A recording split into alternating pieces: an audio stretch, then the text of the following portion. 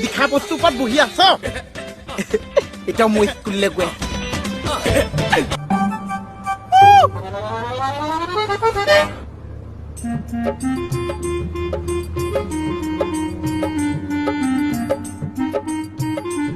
কি হ'ল এই যে ভিতৰৰ ল'ৰা ছোৱালীবিলাকে খেলি আছে আৰু মাষ্টৰ আছে আছে